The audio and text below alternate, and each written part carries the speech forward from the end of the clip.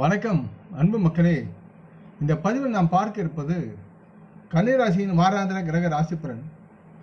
இந்த செப்டம்பர் மாதம் 16ஆம் தேதி முதல் செப்டம்பர் 22ஆம் தேதி வரை உள்ள கன்னிராசியின் வாராந்திர கிரக ராசி பலன் பற்றி விரிவாக இப்பதிவில் பார்ப்போம். அன்பர்களே, இப்பதிவை பார்க்கும் கேட்கும் அன்பர்கள் யாவரும் லைக் செய்து சப்ஸ்கிரைப் செய்து பகிர்வது நல்லது. பொதுவாக கன்னிராசியை பொறுத்து ராகு பகவான் கன்னிராசிக்கு 7வது வீட்டில் இருப்பதால் இந்த வாரம் ஒரு நண்பர், ஒரு தோழர் அல்லது உங்களின் சக ஊழியரின் சுயநலமான நடத்தை உங்கள் மன அமைதியை கெடுக்கக்கூடிய சூழ்நிலையில் இருக்கிறது. அது உங்களது மூத்த அதிகாரியாகவும் இருக்கலாம். இத்தகைய சூழ்நிலையில் தாங்கள் வாகனம் ஓட்டும்போது கூட உங்களது கவனம் பாதையில் செலுத்த முடியாமல் போவதற்குண்டான சூழல் இருக்கிறது.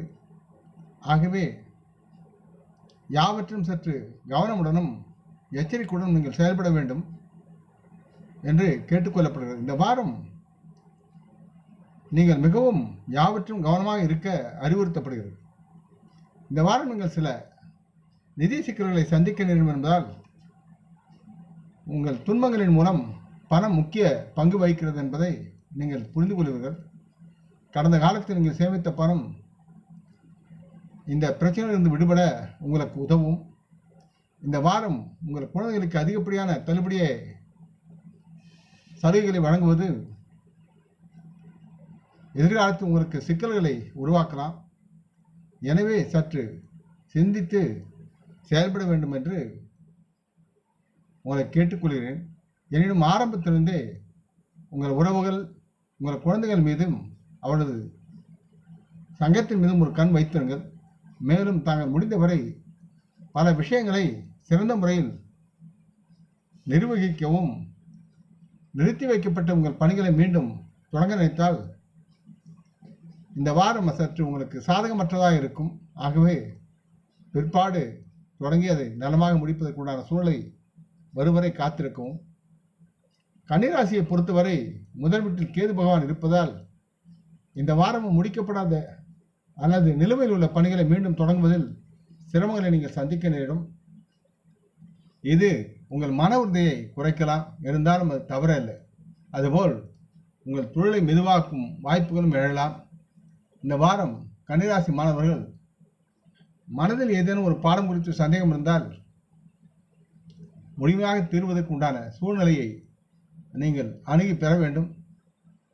குறிப்பாக ஹார்ட்வேர் மற்றும் எலக்ட்ரிக்கல்ஸ் கம்பெனி, செக்ரட்டரி, சட்டம், சமூக சேவை போன்ற படிப்புகளை படிப்பவர்கள் இந்த நேரத்தில் தங்கள் கடின உழைப்பால் மகத்தான வெற்றியை பெறுவதற்குண்டான கிரக நிலைகள் உங்களுக்கு நல்ல நிலையில் இருக்கிறது.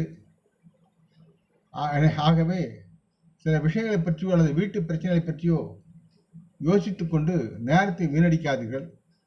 உங்கள் முழு கவனத்தையும் கல்வி கற்றலும் தேர்வுக்கு குறித்த படிப்பில் மட்டும் கவனம் செலுத்துங்கள். யாவும் நலமாகும்.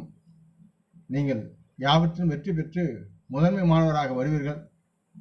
உங்கள் சக மாணவர்களும் ஆசிரியர்கள் மற்றும் பெற்றோரும் உங்களை போற்றி கொண்டாடுவார்கள் என்பது நிச்சயம். இந்த வாரம் கன்னிராசி மக்களுக்கு பரிகாரம் என்பது தங்கள் வீட்டுக்கு அருகில் உள்ள பெருமாள் கோயில் சென்று பெருமானை வணங்கி விநாயகரை ஓம் கம் கணபதி என்று வணங்கி அவரது பீஜ மந்திரத்தை உச்சரிப்பது உங்களுக்கு நலமாக இருக்கும் என்று கூறிக்கொள்கிறேன்.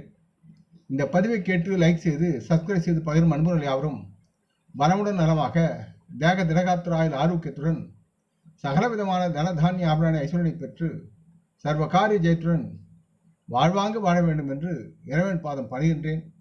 நம் குடும்ப மூத்தோர்களை வணங்குவோம். வணக்கம். நன்றி.